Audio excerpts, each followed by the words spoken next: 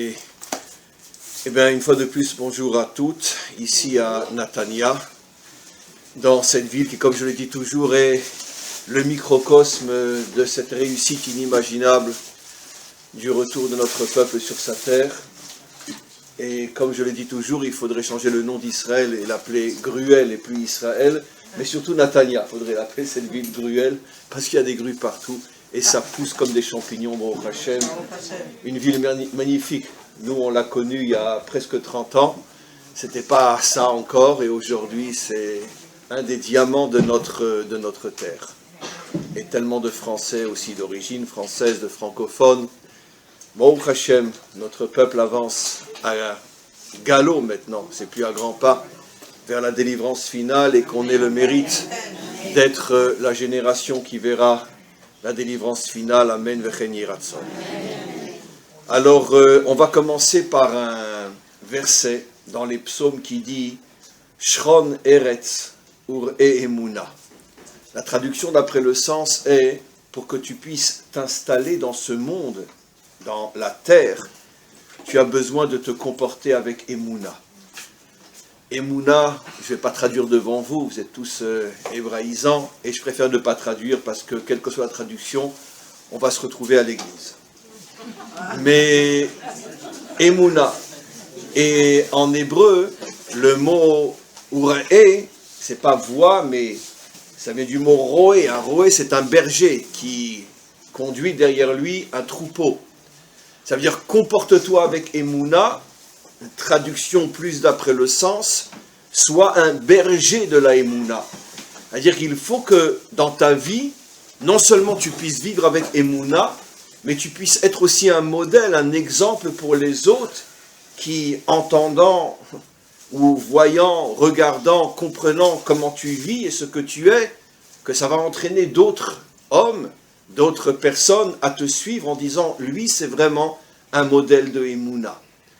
Et donc, quand on est un roé avec un haïn, quand on est un roé Emouna, quand on est un berger de la Emouna, à ce moment-là, Shron Ba'aretz, on arrive à recevoir, à s'installer une partie, à recevoir une partie de ce monde, une partie de la terre. On va voir que ça fait aussi et surtout allusion à la terre d'Israël. Éteignez les portables. Et donc, tu peux t'installer dans ce monde. Alors d'abord, d'une manière très très globale, quel est le lien entre la Emouna et l'installation dans ce monde? Parce que toute personne, et à nos âges, nous savons tous que imaginer pouvoir traverser une existence sans recevoir pas mal de coups à droite et à gauche, et sans flancher pas mal de fois, parfois tomber et bien sûr se relever, c'est une chose absolument impossible. En vérité, les seuls qui arrivent à traverser ce monde sans la moindre difficulté, c'est qui? Allez, le test. Qui sont ceux qui arrivent à traverser ce monde sans la moindre difficulté? Bravo, mesdames. Seulement les grands, les vrais méchants. Les vrais méchants. Parce que Hachem les déteste tellement, les Rechaïm. Mais bon, c'est des Rechaïm, il y en a un ou deux toutes les générations. Ça veut dire que c'est des gens qui sont tellement innommables que Hachem veut se débarrasser d'eux, ne veut leur donner aucune possibilité d'avoir la moindre possibilité d'avoir une part dans le monde à venir. Alors il leur donne tout dans ce monde pour qu'après il lui fiche la paix et aille se faire voir dans une des poubelles de l'éternité. Mais comme des vrais Rechaïm, il y en a peu, malgré tout, ce qui veut dire que la grande majorité des hommes et des femmes sur Terre ne traversent pas une existence dans ce monde si facile que ça. Qui sont ceux qui souffrent le plus? Ah, eh bien, vous avez bien compris. Donc, c'est bien sûr absolument l'absolu contraire de ce qu'on enseignerait dans une religion classique. Si tu es gentil avec Dieu, il sera gentil avec toi. Si tu es méchant, il va être méchant. Dans le judaïsme, ou plutôt dans la Torah, qui est la seule véritable spiritualité authentique, on dit tout le contraire. Si tu es très méchant, le bon Dieu, il va te fiche la paix. Et si tu es très gentil, alors fais attention, ça va cogner. Mais en tous les cas, quoi qu'il en soit, c'est ce que nous révèle le roi David. Et qui, comme le roi David, sait de quoi il parle? Nos maîtres nous disent que jamais il y a eu sur terre un homme qui a autant souffert, autant été persécuté, poursuivi, en danger, et dans sa propre famille, 2 de ses enfants, un sûr et presque le deuxième, ont voulu le tuer. Vous imaginez un père comme le roi David, on peut imaginer ce que c'est comme père, et un de ses enfants, Avshalom, a voulu le tuer. On n'arrive même pas à comprendre, c'est impensable, impossible, incompréhensible. Pour dire à quel point cet homme-là, qui était fort comme un lion, on l'appelle d'ailleurs Gour Aryeh dans notre paracha, dans notre paracha Gour Aryeh, il est fort comme un lion. Rachid dit c'est David. Et pourtant il est mort à 70 ans, c'est relativement jeune, et il est mort, il est mort de froid. Ça veut dire qu'il a tellement souffert cet homme que son sang s'est refroidi, il en est mort de froid. Je ne sais pas à quoi ça correspond comme maladie aujourd'hui, mais une sorte de refroidissement intérieur tellement il a traversé. Et donc c'est ce qu'il dit Shron Eretz Ur Emuna, tu veux t'installer sur terre, alors sois un berger de la Emuna. Et ça c'est évidemment le pshat, la traduction, l'explication réelle, mais à un niveau beaucoup plus global. On va rentrer maintenant plus en profondeur. On sait, on a un principe dans notre Torah, que partout il est dit le mot Eretz dans la Torah, sans préciser de quel Eretz s'agit-il, ça fait bien sûr allusion à Eretz Israël, à notre terre. Donc on peut comprendre le verset aussi dans le sens Eretz Israël, tu veux t'installer sur la terre d'Israël, Ur et Emuna, alors sois un berger de la Emuna. De là on va comprendre, je ne vais pas pouvoir bien sûr tout expliquer, je vais arriver juste au point qui nous intéresse, on comprend que finalement, le partage de la terre d'Israël en 12 tribus, en 12 parties, correspond en vérité à un calcul extrêmement minutieux, extrêmement profond de la part du maître du monde, que chaque tribu, selon son niveau d'émouna, selon son approche dans la émouna, selon la manière dont il était le berger de la émouna, a reçu la part, Shron Eretz, installe-toi sur la terre, a reçu sur la terre d'Israël la part, la partie qui correspondait à son profil émounatique. Puisque c'est la émouna, parmi toutes les qualités spirituelles et morales qu'un juif doit avoir, ce qui va être déterminant au niveau on pourrait dire du choix que le maître du monde va faire pour moi, où je vais m'installer sur la terre d'Israël, ça correspond à mon profil émounatique.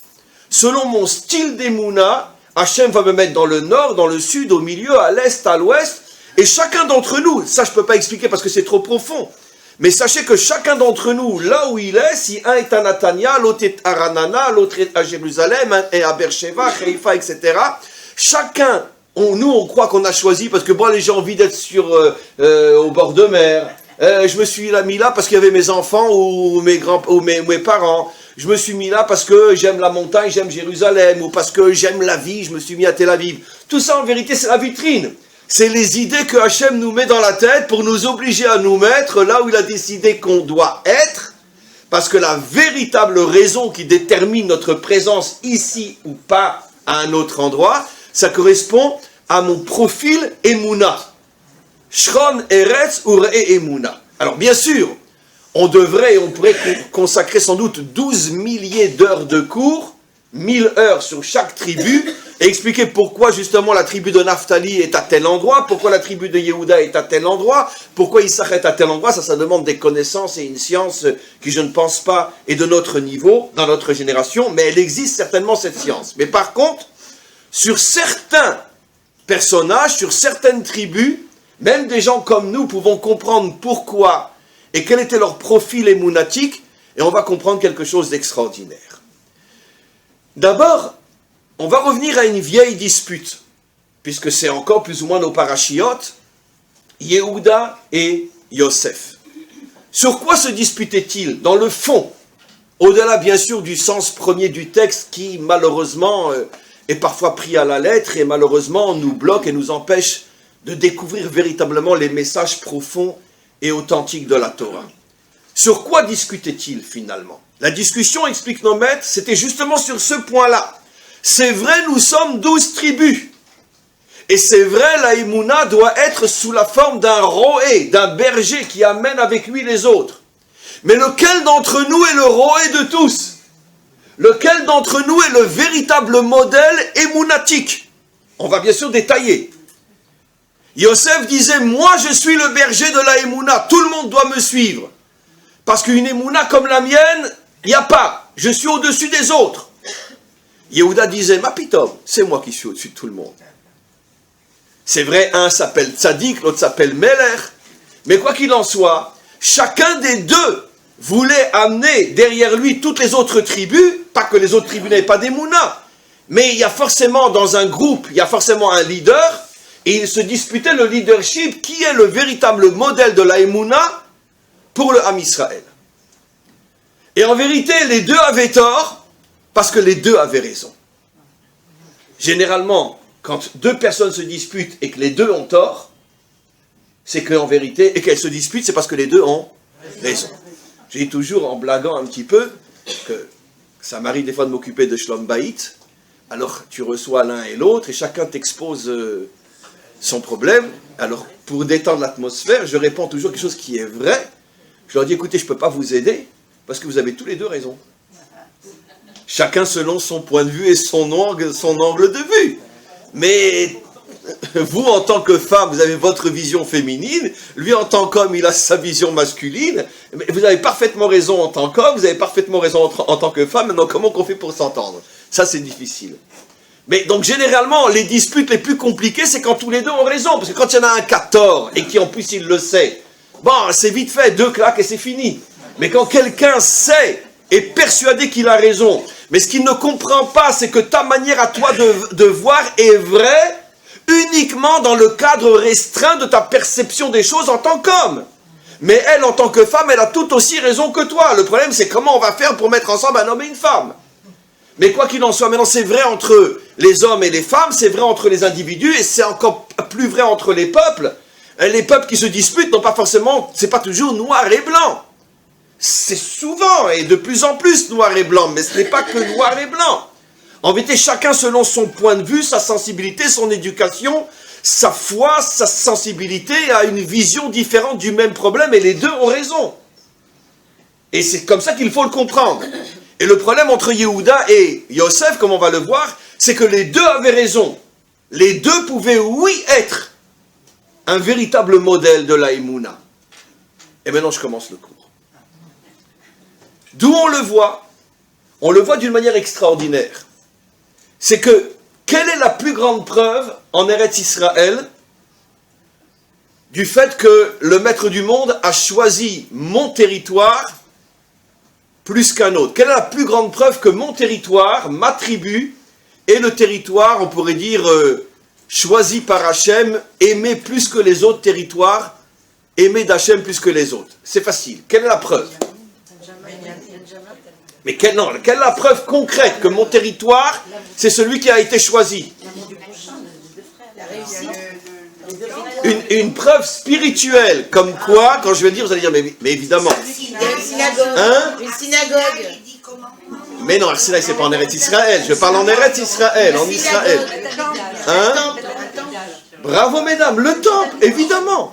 Là où Hachem va choisir, Ve'asulim mikdash ve'shachanti betochan, là où Hachem va choisir, il y a quand même 12 territoires. Vous imaginez comment chacun se dit, chez moi, chez moi, chez moi. Parce que si Hachem s'installe chez moi, c'est donc bien la preuve comme quoi je représente un modèle qui est supérieur à celui des autres. Puisque c'est quoi en vérité? Ve'asulim mikdash ve'shachanti betochan. Apportez-moi le réceptacle pour que j'y puisse y mettre ma lumière. Alors le réceptacle, c'est bien sûr pas que des pierres. En 2018, on n'est plus à ce niveau-là. Le réceptacle, c'est surtout un réceptacle profond. Ça veut dire, montre-moi quel est ton réceptacle moral, spirituel. Chacune des 12 tribus apporte, voilà ce que je suis, maître du monde. Et Hachem va choisir le réceptacle qui lui correspond, c'est-à-dire l'aïmouna qui lui correspond. Et il va dire, voilà, c'est ici que je veux m'installer. Et donc, apporter les pierres. Les pierres, c'est le détail. Le Beth Amikdash, ce n'est pas des pierres. C'est essentiellement la dimension spirituelle de la tribu qui va être choisie. D'où on le sait, un verset explicite. Ve'asuli mikdash, ve'shachanti, au lieu de dire betocho, bien sûr. Normalement, le verset aurait dû dire, faites-moi un sanctuaire pour que je réside en lui. Puisqu'on commence par le sanctuaire. Et la phrase termine en disant en vous. Ce qui veut dire que le vrai sanctuaire, c'est pas la pierre, c'est vous. C'est vous, d'après le cours d'aujourd'hui, c'est la Emouna que vous allez me présenter. Et bien on va se rendre compte qu'en vérité, ceux qui ont été choisis pour être les réceptacles de la Shrina, c'est les deux enfants de Rachel et un seul enfant de Léa, qui est-ce? Yehuda. D'où on le sait. D'abord le Mishkan, avant d'être construit, le Beth Amikdash, le Mishkan se trouvait où pendant pratiquement 500 ans? À Shiloh. Shiloh qui est dans le territoire de... Non, Shomron c'est la région, c'est le territoire de Yosef. J'ouvre une parenthèse. Une des très grandes erreurs, on n'arrive pas à comprendre comment, que l'État d'Israël a fait, c'est qu'ils appellent ce territoire le territoire de Benyamin. Promenez-vous là-bas, vous verrez, c'est Benyamin. C'est faux. Benyamin, c'est toute la région de Beth-El, Kochav Yaakov, Ophra aussi. Mais après, Shiloh, c'est le début du territoire de Yosef. Alors que dans l'État d'Israël, Shiloh est encore inclus dans ce qu'on appelle Ezor Benyamin, mais c'est une erreur. Shiloh, c'est le territoire de Yosef, comme on le sait. Donc, jusqu'à la construction du temple, la Shrina se trouve dans le territoire de Yosef, l'enfant de Rachel. Après, la Shrina quitte Shiloh, va s'installer à Jérusalem dans le territoire de Benyamin. Ça, on l'apprend de nos parachiotes. Benyamin, le deuxième fils de Rachel. Mais d'un autre côté, le temple est sur le Har Tzion. Et nos maîtres nous font remarquer que Tzion a la même valeur numérique que Yosef. 156, 156. Comme pour dire, c'est vrai que le Beth Amikdash se trouve dans le territoire de Benyamin, mais sur une montagne qui fait allusion à Yosef. Tzion, c'est Yosef. Ce qui veut dire que même si, on peut dire géographiquement parlant, la Shrina a quitté Shiloh, mais elle est toujours liée à Yosef. Donc les deux enfants de Rachel ne sont pas abandonnés. C'est leur réceptacle qui est celui qui fait venir la Shrina, leur Emouna, on va voir tout de suite.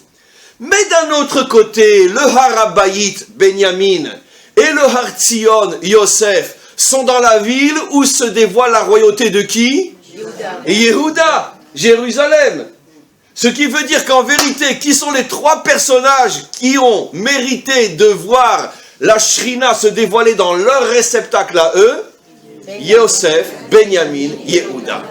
Les deux enfants de Rachel et l'enfant, on pourrait dire, principal de Léa. Ce qui veut dire que d'une certaine manière, on va bien le comprendre plus profondément, cette dispute entre eux était stupide. Puisque finalement, Hachem leur dit, pourquoi vous avez tous tort? Parce que vous avez tous les trois raison. Parce qu'effectivement, j'ai besoin de vos trois modèles pour dévoiler ma Shrina. Je choisis la Emouna des enfants de Rachel et je choisis la Emouna de l'enfant, ou plutôt des enfants de Léa, dont le représentant, dont le leader est bien sûr Yehuda.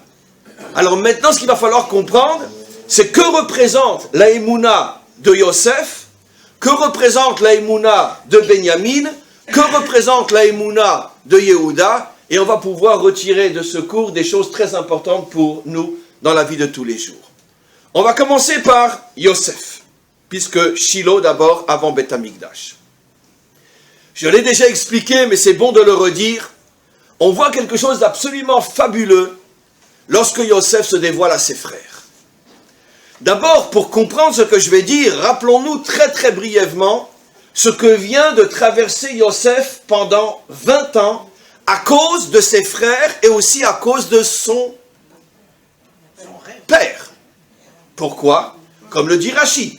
Son père l'envoie seul pour aller voir ce que deviennent ses frères à Shrem, alors que, comme le dit Rashi, tout le monde sait que c'est le mettre en danger. Et Rashi n'a pas d'autre réponse pour dire, mais qu'est-ce qui lui prend à Yaakov de mettre son fils en danger? De dire, parce que Abraham avait transmis à Yitzhak, et Yitzhak avait transmis à Yaakov, que l'histoire d'Israël commencerait en exil. Donc, il devinait, Beroir Kodesh, ou je ne sais quoi, que quelque chose d'important allait se passer pour que la prophétie faite à Abraham se réalise. Mais, Alpi Teva, Alpi Higayon, selon le bon sens des choses, quel est le père qui va envoyer son fils se faire massacrer? Donc, Yosef se fait vendre par ses frères à cause de son père. Parce que lui n'a pas forcément au départ tous les secrets que son père connaît. Maintenant, qu'est-ce qu'il va traverser, le pauvre, depuis qu'il est vendu? Les pires atrocités nafshites, psychologiques, psychiques, et même physique qu'un homme peut traverser dans un temps si court, 20 ans. D'abord, il arrive dans la maison de Potiphar. Pourquoi il est tout de suite acheté par M. Potiphar? Parce que M. Potiphar, il aimait bien les hommes. Très bien. Ben oui, M. Potiphar, il était marié juste pour la vitrine, comme certains aujourd'hui. Et en vérité, c'était un coureur d'hommes, M. Potiphar. Et quand il a vu ce beau gosse arriver, il a dit, celui-là, il est pour moi.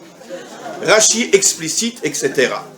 Donc vous imaginez un enfant qui sort d'une maison de Gdoucha, un enfant qui n'a jamais quitté, je ne sais pas moi, la plus grande, la plus kadosh, la plus belle de toutes les yeshivotes du monde, du jour au lendemain se retrouve dans la maison d'un débile mental qui lui court derrière à moitié nu. Non mais vous imaginez ça?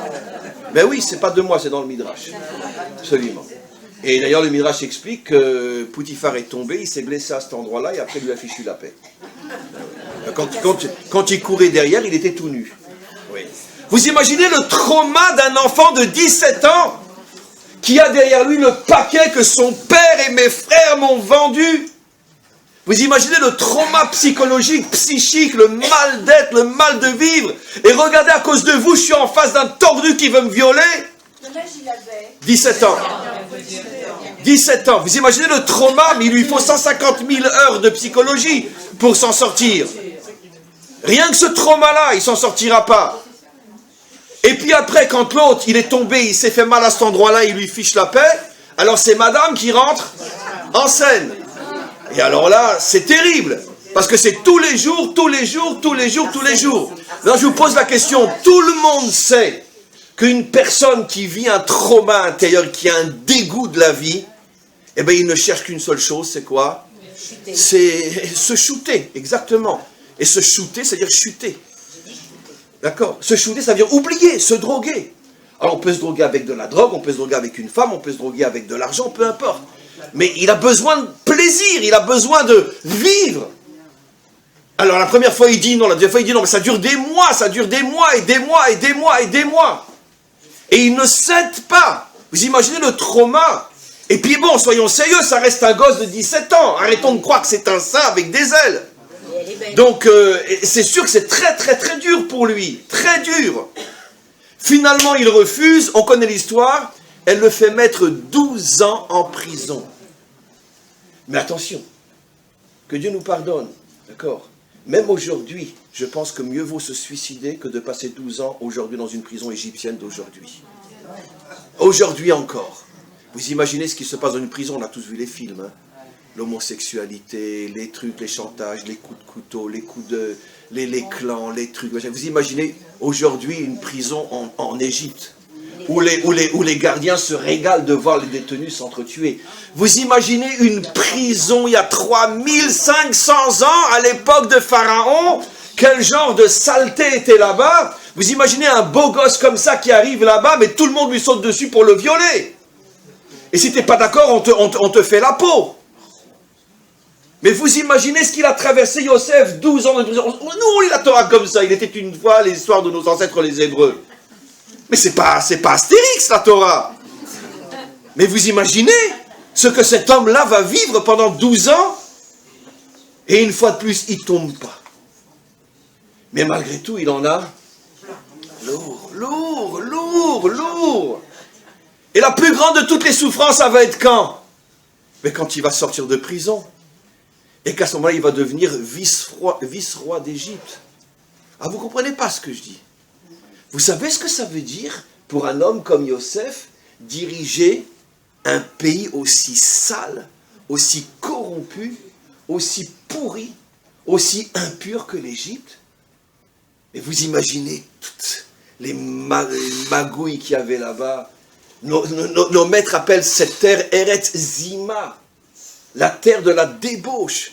Vous imaginez ce qu'un homme qui a le pouvoir, qui est beau comme lui, qui est intelligent comme lui, qui a l'argent comme lui dit Pharaon, tout ce que tu dis, tout le monde se plie aux mots qui sont dans ta bouche. Vous imaginez, nos maîtres nous disent, c'est pas de moi, qu'à chaque fois qu'ils sortaient dans la rue, toutes les filles, toutes les princesses d'Égypte sortaient à la fenêtre, lui jetaient de l'argent, lui disaient viens chez moi.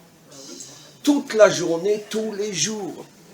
En plus, vous imaginez les complots politiques et toutes les saletés, toute la pourriture qu'il y avait là-bas.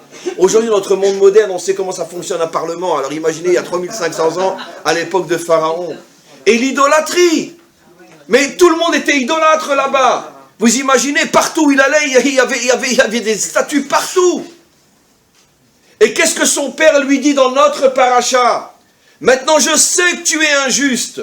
Pas injuste, injuste. Pourquoi? Roi d'Égypte et tu es resté un tzaddik. Mais comment tu as fait? C'est pas possible. C'est toi le seul qui mérite d'être appelé Yosef HaTzadik. Comment c'est possible? Roi d'Égypte. On peut être roi quelque part dans le monde ou dirigeant quelque part dans le monde et rester propre. C'est impossible. Quand tu rentres dans une poubelle, ça pue, tu pues. Écoute, hein. Mais il savait que c'était divin quand même aussi. Il savait quoi? Mais ça reste un homme, il doit se battre. Comme il veut être aidé, il reçoit des forces d'en haut, bien évidemment. Mais ne prenez pas la Torah comme un film de science-fiction. La Torah, c'est nous, c'est vous, c'est moi. Il faut travailler pour mériter de l'aide. Et donc, sans travail, sans ishtadlout, il n'y a pas d'aide. Maintenant, au bout, et pas au bout, puisque finalement il est toujours dans cette souffrance d'être roi d'Égypte. Nos maîtres nous disent que de toutes les souffrances qu'il a traversées, la plus dure a duré 80 années.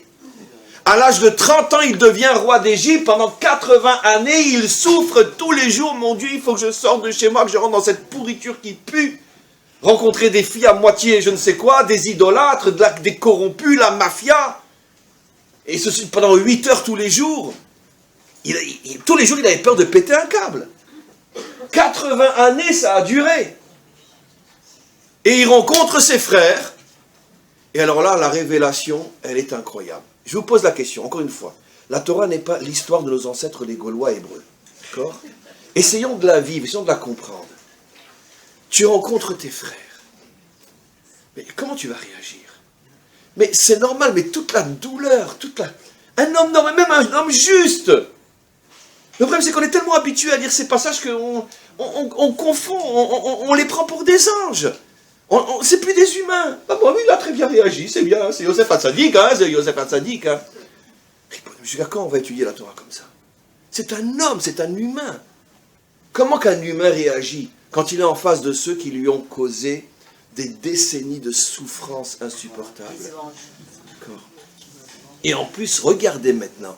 Vous n'avez jamais remarqué que dans tout ce passage qui dure sur 2 parachiotes de la rencontre entre Yosef et ses frères, vous ne remarquez pas que jamais ses frères lui ont demandé pardon? Jamais ses frères ne demandent pardon. Se sont prosternés. Non, mais quand ils pensaient que c'est jamais de la vie, pas devant Yosef, devant celui qui pensait être Pharaon. Pas devant Yosef, ils ne savaient pas encore que c'était avant qu'il se dévoile. Ils sont prosternés comme on se prosterne devant un homme important. Rien à voir avec ça. Et à partir du moment où il se dévoile, il n'y en a pas un qui lui demande pardon. Mais ça aurait dû être en vérité le test pour savoir si je leur rentre dedans ou pas. Vous ne pouvez pas vous excuser. Non, ils ne s'excusent pas. Ils ne s'excusent pas. Pas pardon, rien. Et comment Yosef se révèle à eux? Yosef arrive à faire quelque chose de fabuleux, qui là est le véritable test de la Emouna authentique. Pour le comprendre, on va revenir dans du facile, du léger, du grotesque. D'accord? Ah, moi je crois en Dieu, moi. Moi je suis un grand croyant. Bezrat Hashem im yirtze Hashem. D'accord? J'étudie la Torah tous les jours, je fais 3 prières par jour, je mets tefilin rachir, al benutam, je mange les meha rin. Je rentre chez moi, d'accord? Et ma femme m'attend avec un petit... Repas. Elle me dit, ouais, tu resteras toujours aussi nul. Hein. Et mets la main dans la poche. Oh, j'ai oublié de faire les courses. D'accord? Et elle explose. Espèce de tout ce que tu veux, etc. D'accord? Mais alors lui, il n'en reste pas là. Hein. Alors lui aussi, il rentre dedans. Et ça commence à monter le ton, etc. Comment tu oses me dire? Toi, tu es pire que moi. Vache ta mère. Très bien. Non, bah attention, il mange les méadrilles, le bonhomme. Hein. Et il met 2 paires de tefilines. Hein. D'accord, hein? Non, attention. Hein. Et il étudie la Torah tous les jours. Hein. Et puis dans chaque phrase, c'est Bezrat Hashem, im yirtze Hashem. Très bien. Il a la Emouna, celui-là? Allez, dès qu'on le pousse un petit peu, il explose. Et alors, si son voisin lui prend sa place de voiture, je vous dis pas. Là, si c'est un soldat de réserve, il monte à la maison, il prend sa mitraillette. Et il tire dans les pneus. Et si l'autre rouspète, il tire dans les jambes. Ah ben oui, mais bien sûr, il mange les méadrines. Bien sûr. Mais non, ça c'est de la bagatelle, d'accord. Mais si quelqu'un lui a fait vraiment un sale, vrai coup, quelqu'un l'a ruiné, quelqu'un l'a rendu malade, quelqu'un l'a blessé volontairement, quelqu'un lui a fait un mal réel, volontaire, pensé, on va te vendre en Égypte, tu n'es qu'un sale chien d'esclave, disparaît de nos yeux. D'accord. C'est pas, bon, allez, vache ta mère, ton couscous est meilleur que celui de ma mère est meilleur que le tien, ou t'es pas un homme, t'es pas un guerrier, je sais pas quoi, bon, ça c'est du quotidien, c'est du courant dans un couple. Mais là, quelqu'un m'a fait vraiment du mal. Du mal. Il m'a ruiné. J'ai plus rien. J'ai dû vendre ma maison. J'ai plus rien. Et encore, c'est du mal casse-pied sur de l'argent. Et si c'est physique, il m'a agressé. Il m'a fait mal. Je suis infirme. Je le rends compte au bout de 20 ans. Ça fait 20 ans que je suis sur une chaise roulante. C'est le cas de Yosef, lo alenu. Je le rends compte. Il ne demande même pas pardon. Comment je vais réagir, moi? Donnez-moi un ciseau. Un ciseau. Je vais le découper, ça va faire plus mal qu'avec un couteau. Très bien. Et maintenant, on peut commencer le cours. Très bien. Yosef leur dit, non, ne vous inquiétez pas, mes frères. Ne vous inquiétez pas. Il va leur dire 3 choses, chacune des 3 plus profondes l'une que l'autre. Je ne sais pas si j'arriverai à terminer le cours aujourd'hui. On prend trop de temps sur chaque personnage. Il leur dit, maintenant je vais plus vite. Premièrement, vous m'avez vendu. Très bien, mais c'est pas du tout pour ce que vous croyez. Hachem m'a amené là uniquement pour que je puisse vous nourrir ma famille, aider mon père, mes frères, mes sœurs. Je suis là uniquement pour vous faire du bien. C'était en vérité un projet divin uniquement dans le but, parce que Hachem savait qu'il y aurait 7 années de famine, dans le but que notre famille ne disparaisse pas. Mais attends, mais c'est pas leur intention quand ils t'ont vendu. Ils s'en fichent, Yosef, parce que Yosef, lui, il voit la grande image. Il voit ce qui se cache derrière le trou noir.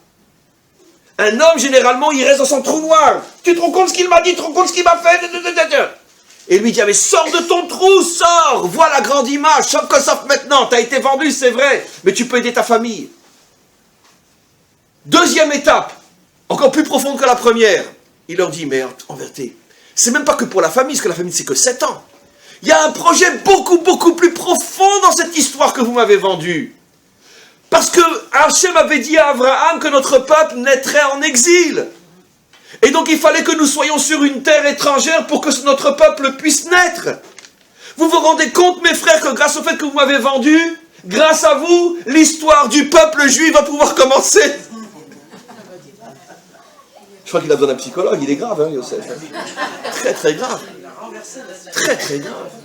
Mais vous vous rendez compte que grâce à vous, l'histoire du peuple juif peut commencer? Merci, bravo mes frères, fallait me vendre plus tôt. On aurait gagné encore quelques années. Mais il n'a pas fini. Troisième explication. Mais pas seulement vous m'avez, en me vendant, vous m'avez permis d'être le premier pas vers la création de notre peuple. Mais en vérité, vous avez préparé la délivrance finale. Merci mes frères, vous êtes le Mashiach. Ah, comment? Mais parce que le fait que Pharaon a reconnu ma grandeur, le fait qu'il m'a nommé le dirigeant de l'Égypte, c'est une préfiguration à la délivrance finale où toutes les nations reconnaîtront la grandeur d'Israël et diront à Israël, c'est toi notre modèle, nous te suivons. Comme disent nos maîtres, Maaseh Avot Siman Labanim, tout ce que nos pères ont vécu est une préfiguration pour l'avenir. La situation entre Yosef et Pharaon est une préfiguration de ce que nous allons vivre dans notre génération, où tous les dirigeants des nations diront, il n'y a pas comme Yosef, que lui nous dirige, on lui confie tout. Amen. Sauf la confiture française, elle est très bonne. Sauf la confiture. On leur demande de continuer à faire la confiture, ils nous confient tout, et eux confiture. Ok? Et donc, qu'est-ce que leur dit Yosef? Mais vous vous rendez pas compte que grâce au fait que vous m'avez vendu, Vous avez préparé la délivrance finale. Donc finalement, qu'est-ce qu'il est en train de leur dire?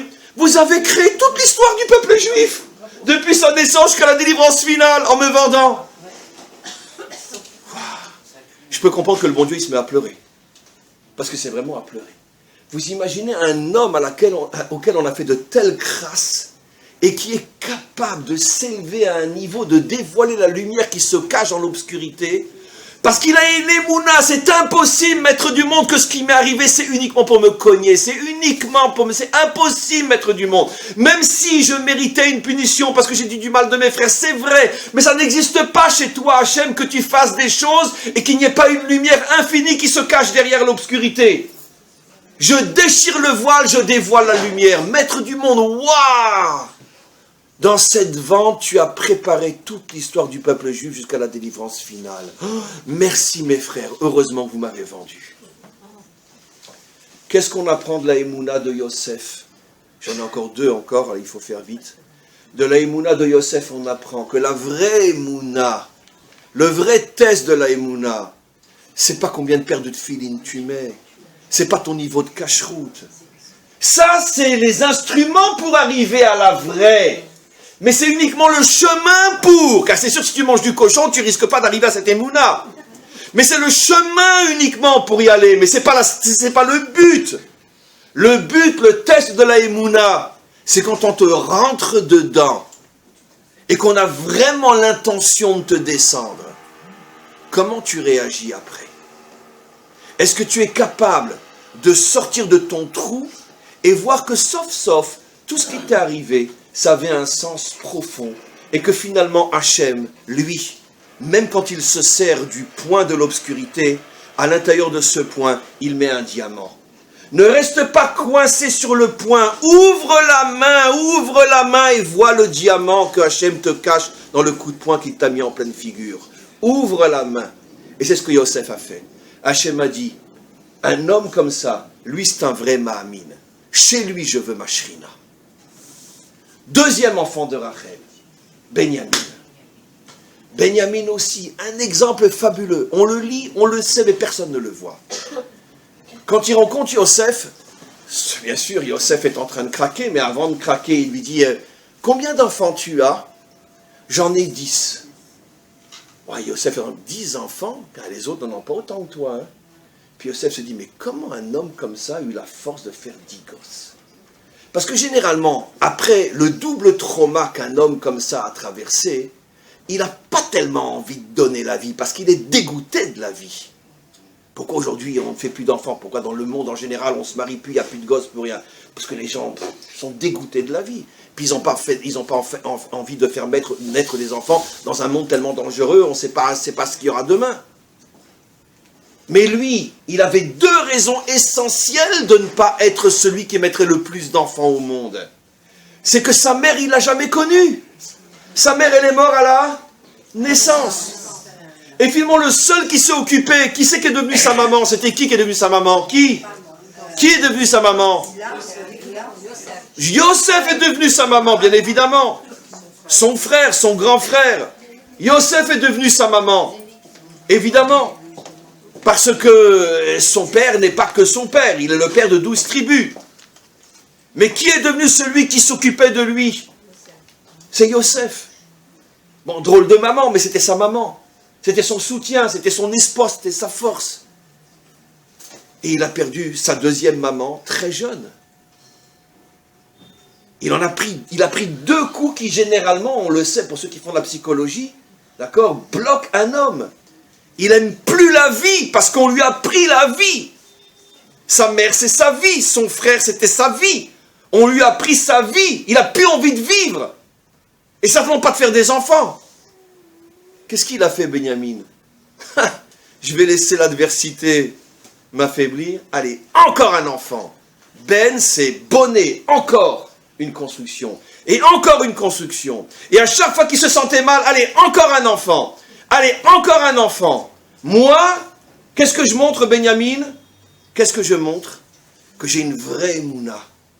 Ah, la vie, ou plutôt les événements veulent me dégoûter de la vie.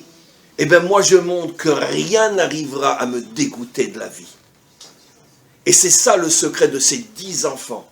De montrer qu'à chaque fois qu'il allait ressombrer, chaque fois qu'il allait se dire, j'en ai marre de cette vie, où est mon frère, où est ma mère? À chaque visible, c'est pas grave, allez, encore un enfant, je vais prouver que moi je crois en la vie. Quelle est la plus grande preuve qu'on croit en la vie que encore un enfant? Je crois en la vie. Je ne laisse pas la vie me dégoûter. C'est un deuxième style d'Emouna, mais d'une certaine manière complète énormément celle de Yosef. Yosef sa Emouna, c'est que quoi? Je ne reste pas coincé dans le mal qu'on m'a fait. J'ai confiance dans le fait que dans ce mal se cache un diamant. Je cherche le diamant, j'ouvre le poing, je cesse de me plaindre. Benyamin, lui aussi c'est l'enfant, c'est le frère, donc il a une émouna très proche de celle de Yehuda. Mais chez lui, c'est pas par rapport à quelqu'un, personne ne lui a fait du mal, c'est par rapport à la vie, par rapport à ce qu'on pourrait appeler le destin, se révolter contre le destin. Pourquoi moi j'ai eu une vie pareille? Pourquoi je suis pas normal comme tout le monde? Pourquoi on me prend tout ce que j'aime et tout ce qui me soutient? Eh ben non, je me décourage pas. Moi, on m'a pris ce que j'aimais, ben moi je vais donner la vie et je vais donner de l'amour. Il met 10 enfants au monde. Moi, quand Hachem voit ça, il se met à pleurer. D'accord? On a jusqu'à quelle heure? Ah, midi et demi? Non, 1 heure, non, ça fait un peu beaucoup. Très bien, très bien. Alors j'ai le temps, encore, pour les 2 personnages qui nous manquent. On peut se poser la question, bien évidemment, mais ce sont les enfants de qui? De Rachel. Ils ont forcément hérité cette qualité de leur mère. Mais là, vous avez tous, bien sûr, toutes compris, évidemment, comment ils ont hérité cette qualité de leur mère. Déjà, ce qu'on vient de comprendre avec ces 2 fils, c'est que la vraie émouna, c'est pas de la émouna uniquement religieuse, je crois en Dieu. La vraie émouna, c'est que je ne me désespère pas de la vie. C'est ça la vraie émouna. Derech Agav, en passant, mais c'est la émouna, juste, je rajoute un petit peu avant de passer à Rachel, c'est la émouna qui a permis au peuple juif de traverser l'histoire. Mais vous connaissez un peuple qui, en 1945, sort d'Auschwitz et en 1948 danse dans les rues de Tel Aviv pour fêter son retour sur sa terre. Mais n'importe quel peuple, il aurait fallu 150 milliards d'années pour s'en remettre. Non. Les Juifs débarquent, ils ont tous un numéro sur le bras. En sortie du bateau, on leur donne un fusil, allez vous battre. Mais attends, mais j'ai laissé derrière moi mon père, ma mère, ma femme, mes enfants, ma vie, mon espoir, ma santé. Tu me demandes d'aller me battre? Mais attends, donne-moi quelques siècles avant de m'en remettre. Non, il n'y a pas. Et bon, je prends cet exemple-là, mais l'Inquisition. Les Juifs sont jetés d'Espagne, ou ils montent sur le bûcher, ou ils se convertissent, peu importe, mais dans tous les cas, ils meurent. Il y a un traité entre l'Espagne et tous les pays de France. Vous n'acceptez pas les Juifs, laissez-les crever sur les routes, attaqués par les brigands, par les trucs et machin, les femmes violées, les filles et je ne sais quoi, pour qu'ils reviennent en Espagne et finalement se convertissent. Bon, aussi incroyable que ce soit, il y a 2 pays ennemis qui n'acceptent pas le traité, c'est les Turcs. Les Turcs acceptent les Juifs, les Corses acceptent les Juifs, et si je ne me trompe pas, il y a encore une petite île, la Salonique. La Salonique n'accepte pas le traité. Donc les Juifs vont pouvoir aller en partie en Corse, en Turquie et en Salonique. Mais il y a une partie des Juifs, et très nombreux, qui se dit, mais attends, mais comment? Excusez-moi, à Salonique, ils ont tous été décimés, hein? Ah, pendant la Shoah, mais je parle pendant l'Inquisition, moi. Je parle l'Inquisition. Après l'Inquisition, ils sont tous partis pas tous. Une partie sont partis en Salonique, après pendant la Shoah, ils ont été décimés. Et donc, mais une partie, dont le célèbre Rabbi Yosef Karo à leur tête, une partie se dit, on nous a foutus dehors, et ben c'est pas grave, allez, on retourne chez nous.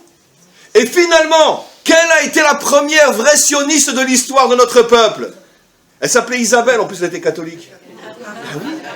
Ben c'est grâce à elle qu'a été reconstruite la première ville après 1500 ans. La ville de Sfat, par les exilés d'Espagne. Et à partir du moment où nous sommes revenus sur notre terre, eh ben le processus ne s'est pratiquement jamais arrêté. Ce qui veut dire qu'en vérité, avant Herzl, il y a eu une Isabelle. Grâce à elle, on est revenu sur notre terre. Mais c'est ce que Yosef a dit à ses frères. Si aujourd'hui Isabelle revenait devant nous, qu'est-ce qu'on lui dirait? Eh bien, Isa moche, parce qu'elle était moche. Donc, on lui dirait Isa moche. Eh bien, sachez que grâce à vous, on est revenu sur notre terre. Merci madame, merci. Mais ça, c'est ce que Yosef a dit à ses frères. Mais pourquoi elle était à Svat? Comment? Mais non, c'était la reine d'Espagne. Mais ceux qui ont quitté l'Espagne, grâce à elle, se disant on n'a pas où aller, on dit on retourne en Israël, qui était sous mandat ottoman à ce moment-là, après turc.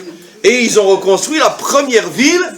Et le Péléé, c'est que c'était marqué dans le Zohar 1500 ans auparavant, que le premier endroit qui serait reconstruit avant la délivrance finale sur notre terre, serait dans le Galil Elyon.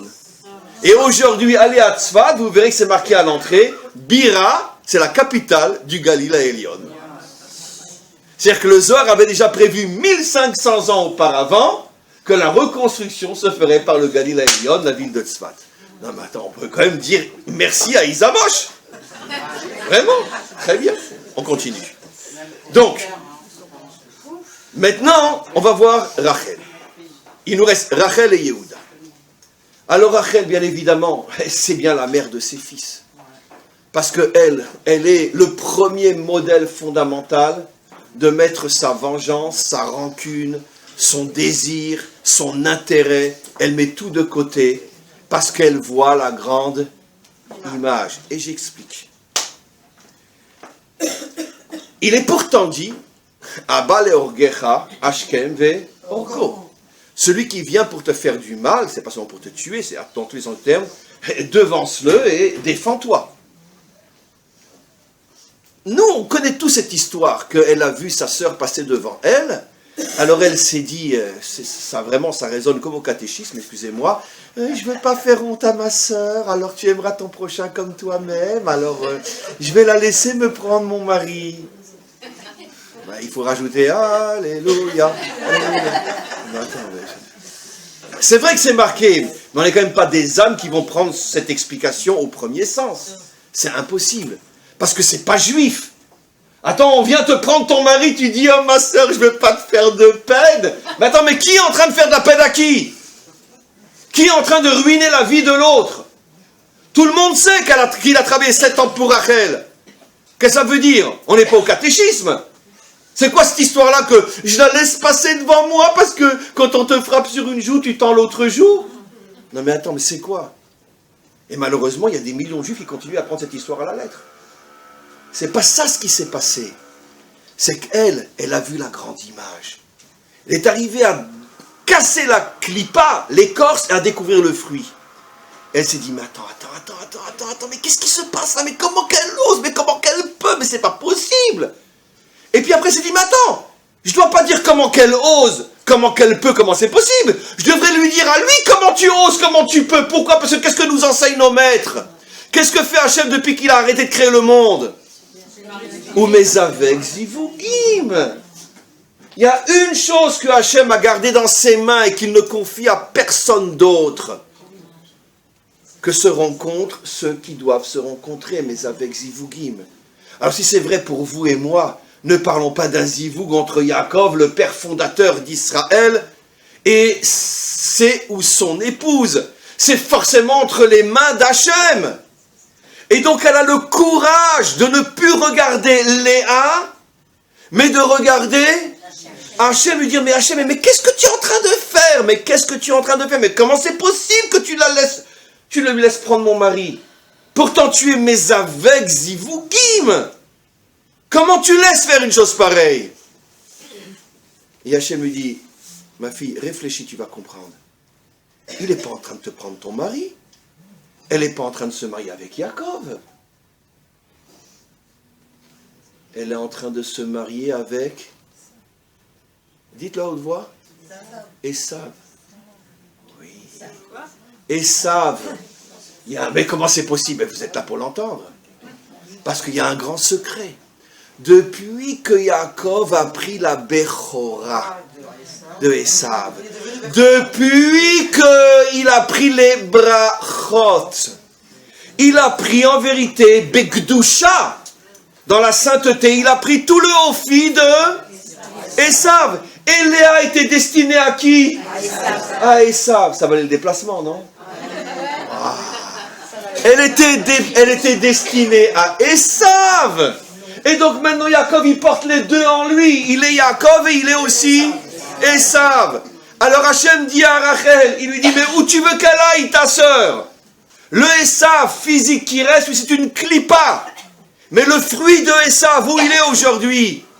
Il est chez Yaakov. Et même son père lui a dit, Akol kol Yaakov, ve'ayadaim yede Esav. Il a les deux en lui. Et donc elle est attirée elle n'est pas attirée par ton mari. Ne regarde pas que le physique. Il y a deux âmes dans ton mari. Il y a l'âme de Yaakov, il y a l'âme de... Et un vrai zivouk, c'est la moitié d'âme qui retrouve sa moitié d'âme. Eh bien elle vient retrouver la moitié d'âme de Esav qui est maintenant dans Yaakov. Et donc elle ne te prend pas Yaakov. Alors évidemment qu'une femme standard, elle va regarder que le côté physique, évidemment. Oui, d'accord, mais il n'y en a qu'un qui a deux âmes.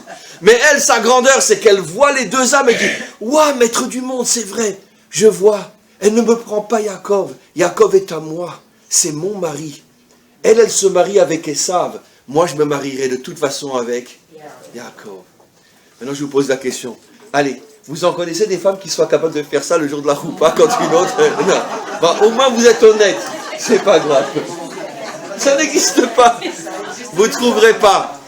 Alors, je peux vous garantir qu'après tout ce qu'on a dit sur Yosef et Benjamin, je crois que malgré tout, la plus grande de toutes, c'est bien Rachel. Elle n'est pas la mère pour rien. Parce que pour une femme, supporter qu'on lui prenne son mari devant ses yeux, c'est plus dur que toutes les souffrances que Yosef a endurées. Pas physiquement, mais psychologiquement, évidemment. Et donc elle n'est pas la mère pour rien. Ce qui veut dire qu'elle aussi a témoigné du fait que quand il t'arrive quelque chose sur terre, arrête de regarder uniquement la vitrine, arrête de dire je vois rien, je suis dans le noir, je suis dans un trou, j'en peux plus, sauvez-moi.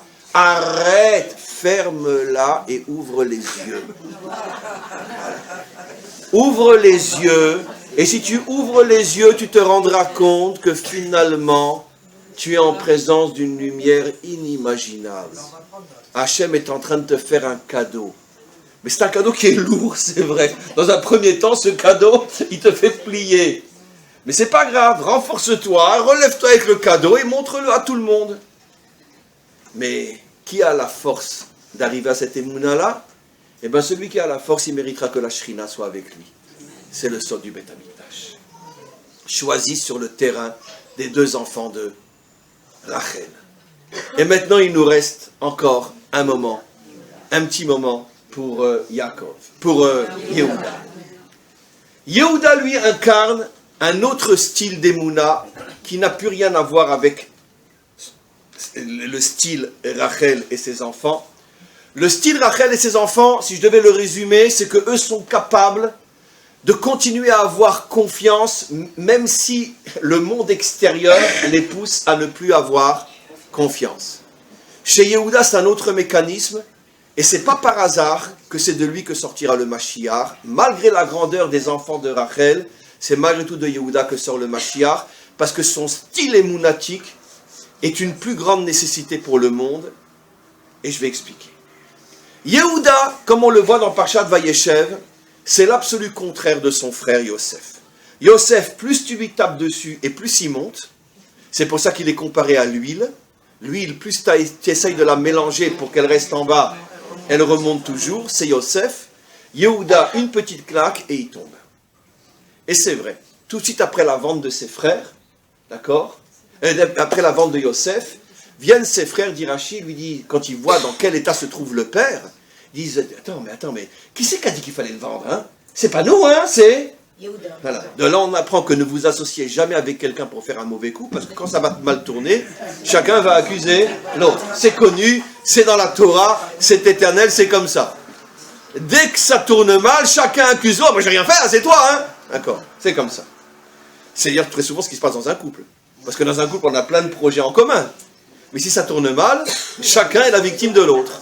c'est toi, si t'avais dit, j'aurais pas dû t'écouter, nanana, etc. D'accord. Ok. Maintenant, les frères viennent chez Yehuda et disent, écoute, on te supporte plus, déguerpille, on peut plus te voir quand on voit notre père dans cet état-là. Et qu'est-ce qui est marqué dans la Torah? Vayered Yehuda. Yehuda, au contraire de Yosef, qui lui monte, lui il commence à descendre. Vayered. Où il s'en va? Première étape de sa chute, il épouse une fille cananéenne. Une cananéenne, alors que tout le monde sait que dans cette famille, on n'épouse pas des cananéens.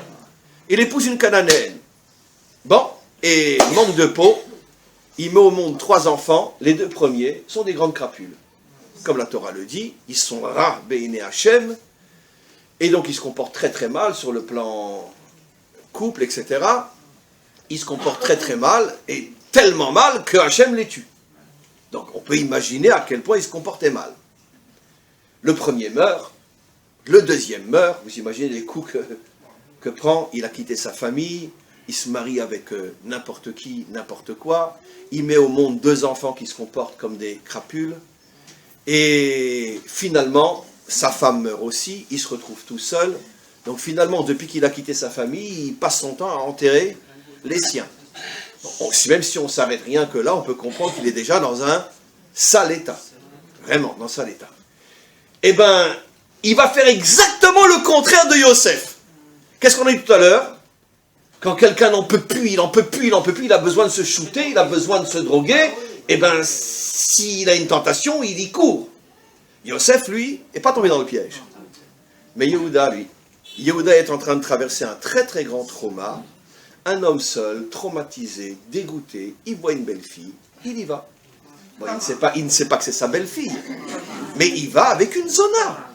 À ses yeux, c'est une zona, donc kipshuto. Il s'en va se shooter avec une prostituée. Bon, il ne sait pas que, évidemment, très bien. Il s'en va avec elle, et finalement, c'est d'elle que va sortir le père fondateur de la lignée messianique, Peretz. C'est un sujet en soi, mais va sortir Peretz de cette rencontre d'une nuit. Va sortir finalement la lignée messianique. Comment c'est possible? Eh bien, tout ce que j'ai dit est juste. Mais malgré tout, j'ai un petit peu exagéré la vitrine. La grandeur de Yehuda, et c'est pour ça que quand il touche le fond, parce que pour lui, d'où il vient, et aller avec une prostituée à ses yeux, c'est évident que c'était une sainte, mais à ses yeux c'était une prostituée, c'est évident qu'il a touché le fond. Mais la grandeur de Yehuda, c'est un style d'émouna dont nous avons tous besoin. Ne te désespère jamais de toi. C'est dans un autre domaine. Jusqu'à présent, nous avons vu des hommes ou une femme qui ne se désespèrent jamais du monde, qui ne se désespèrent jamais de la vie. Là, on est en présence de quelqu'un qui a toutes les raisons d'être dégoûté de lui, de ne plus croire en lui, de mettre une croix, dans les 2 sens du terme, sur lui. Très bien. Et lui, au contraire, c'est quand il touche le fond qu'il arrive à faire sortir de lui la lumière du Mashiach. Peretz. Yehuda nous apprend un autre style d'émouna. Que parfois, les épreuves qu'on traverse ne sont pas des épreuves, des coups. Rachel a pris un coup, sa sœur. Yosef a pris 1000 coups. Benjamin a pris 2 grands coups, sa mère, son frère. Mais par contre, Yehuda, ce n'est pas un coup qu'il a pris, c'est la faute. Être rongé par la mauvaise conscience. Parce que ce n'est pas seulement le fait que j'ai épousé une cananéenne, c'est pas seulement le fait que j'ai enterré mes 2 fils, c'est pas seulement le fait que j'ai après enterré ma femme, c'est pas seulement après le fait que j'ai été avec une prostituée. Mais Yehuda, il est aussi intelligent que vous et moi, pour ne pas dire des milliards de fois plus. Lui, il est suffisamment intelligent pour comprendre, mais tout ça, ça me vient à cause de quoi? C'est parce que j'ai vendu mon frère. Donc vous imaginez le sentiment de culpabilité, le sentiment de désespoir, je ne suis qu'une sale ordure et tout ce qui m'arrive, je le mérite. Eh bien, t'as qu'à crever comme un chien, t'es pas mieux qu'un chien. C'est ce que n'importe lequel d'entre nous, après qui lui arriverait et sachant d'où ça vient, c'est ce que chacun d'entre nous se dirait. Et après, qu'est-ce qu'on devient? Une épave. On devient du n'importe quoi. Parce qu'on est dégoûté de soi. On n'ose même plus passer devant un miroir et de se regarder en face. C'est pas possible. Et Yehuda, lui, il a cette étincelle en lui. Et je vais vous expliquer pourquoi dans quelques instants. Lui aussi, il a cette étincelle en lui. C'est que même si je touche le fond, même si j'ai toutes les bonnes raisons de me dire que je suis vraiment quelqu'un de pas bien, il y en a un que je ne lâcherai jamais. C'est moi. Je ne me désespérerai jamais de moi. Très bien, je me comporte comme un nain, mais je sais qu'à l'intérieur de ce nain se cache un géant. Parce qu'un homme, dans son essence, est un géant. Et je ne laisserai pas mes fautes me laisser croire que je suis un nain, un nul, un minable. Je suis un géant. Et j'ai l'intention de le trouver, de le dévoiler, ce géant. J'ai fauté très bien. Je suis un voyou très bien. Je suis une crapule très bien. Mais je suis un tzaddik, je suis un géant, je suis un saint, et je vais le montrer. Et c'est au moment où il est avec ce qu'il croit être une prostituée, qu'il met au monde la lignée messianique. Et c'est quoi le Mashiach? Le Mashiach va travailler sur tous les domaines de la Emouna. Mais sur le point le plus important pour sortir le monde de l'état dans lequel il se trouve, c'est que le monde aujourd'hui, comme on le voit, il est dans un état désespéré. Plus personne ne croit en lui. C'est pour ça qu'on ne se marie plus. C'est pour ça qu'on ne fait plus d'enfants. C'est pour ça qu'on n'a plus de nationalité. C'est pour ça qu'on n'a plus de citoyennetisme. Je ne sais pas comment on dit. Non, on est... Civisme, voilà. On n'a plus de civisme, on ne croit plus en rien. Vous trouvez encore un Français qui vibre quand on entend la Marseillaise le 14 juillet. Au Hachem, on est encore des millions en Israël à vibrer quand on entend la Hatikva Yom Ha'atzmaut. Au Hachem. Mais bon, Hachem, on ne sait pas si Mashiach ne vient pas avant, dans 100 ans, comment ça sera chez nous aussi. Parce que le civisme, chacun aujourd'hui, c'est et moi, et moi, et moi. Je veux dire, c'est quoi, on pourrait dire, si on devait représenter aujourd'hui un homme aujourd'hui, le modèle de l'homme aujourd'hui, c'est quoi? C'est quoi aujourd'hui? Ah, il a été repris.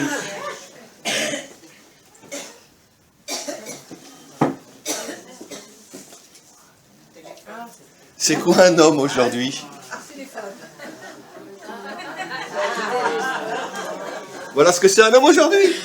D'accord. Alors vous comprenez pourquoi aujourd'hui l'homme est complètement désespéré de lui. Et puis en plus, je veux dire, mieux vaut ne pas ouvrir la porte une fois qu'elle est refermée chez X ou chez Y, parce que lo allez nous ce qui se passe aujourd'hui avec Internet, avec ci, avec ça. Lo allez. Et on ne peut pas imaginer, parce que quand on regarde la vitrine comme ça, il a un gentil sourire, elle a un gentil sourire, c'est des gens bien. Bon, les choses sont loin d'être simples aujourd'hui, et bon, c'est vrai chez nous, à combien plus forte raison c'est vrai dans le monde en général. Plus personne ne croit en rien. Pourquoi? Parce qu'on sombre sous la faute, on sombre sous le dégoût de la vie, etc. Et donc, qu'est-ce que finalement le monde a besoin plus que de n'importe quoi d'autre? La priorité, le premier médicament dont a besoin le monde aujourd'hui, c'est quelqu'un qui va être capable de redonner confiance en l'homme. Avant même de redonner confiance en Dieu, croyez-moi, aujourd'hui, retrouver confiance en l'homme est plus vital que de retrouver confiance en Dieu. Évidemment que l'un est lié à l'autre. Mais tant que l'homme n'aura plus confiance en lui, même s'il a confiance en Dieu, sa confiance en Dieu, comme je l'ai enseigné dans un cours récemment, c'est pas de la vraie confiance en Dieu, c'est plutôt ce que disait notre grand maître Marx, la religion est l'opium du peuple. C'est tout simplement une fuite. Comme la plupart des religieux et des religions aujourd'hui, c'est pas vraiment Dieu dont ils ont besoin, c'est surtout vivre dans un monde imaginaire qui leur donne l'espoir, parce que l'espoir fait vivre. Voilà. Mais par contre, un homme qui a vraiment confiance en lui, quand il cherche Dieu, il cherche le vrai Dieu. Pas un Dieu refuge, pas un Dieu opium. Un Dieu qui me donne les forces de vivre dans ce monde et de le construire. Pas de le fuir, de le construire. Et donc, tu vois toute la différence entre un vrai religieux ou un faux. Un vrai religieux, il est toute la journée avec Dieu. Un faux religieux est toute la journée avec Dieu, mais il ne fait rien dans ce monde. Et un vrai religieux, il est investi dans ce monde pour le changer, pour le transformer, pour le construire. Donc, est-ce que ton Dieu, c'est ta maison de refuge, ou c'est ton sabre, ou ton épée avec laquelle tu vas te battre contre le mal, et le marteau avec lequel tu vas construire le monde? C'est ça la différence entre un vrai Dieu ou un faux Dieu. Donc, Yehuda, ce qu'il nous montre, c'est qu'il ne faut jamais, jamais, jamais, jamais, jamais perdre confiance en l'homme.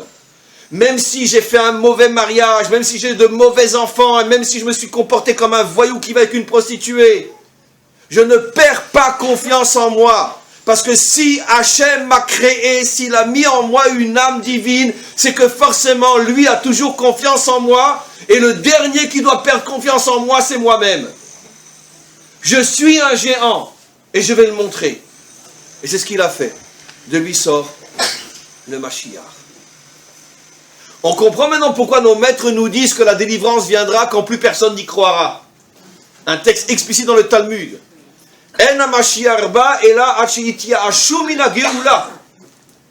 Le Mashiach ne viendra que quand plus personne n'y croira.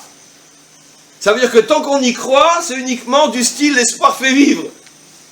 Mais quand plus personne n'y croira, c'est là qu'il viendra. Pourquoi? Il faut comprendre ce que ça veut dire. Parce que justement, on éteint les portables. Parce que justement, quand plus personne n'y croira, et que là, on aura touché le fond, du fond, du fond, du fond.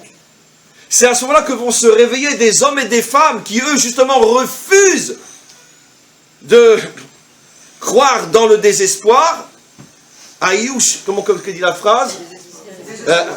Enshum yush ba'olam, comme le dit Rabbi Nachman, il n'y a pas de désespoir dans ce monde. Ça aussi, c'est une phrase clé pour la délivrance finale. Il n'y a pas de désespoir dans ce monde. Mais pour pouvoir dire il n'y a pas de désespoir dans ce monde, il faut que tu sois dans une situation désespérante. Parce que si tu vis bien, que tu as tout facile, alors évidemment tu peux dire toute la journée et ça ne veut rien dire. Mais quand tu te trouves vraiment dans le trou et que tu n'as même plus confiance en toi, et que malgré tout tu arrives à te rattacher à cette étincelle de vie, c'est de là que viendra la délivrance. Et ça, c'est le corps de Yehuda.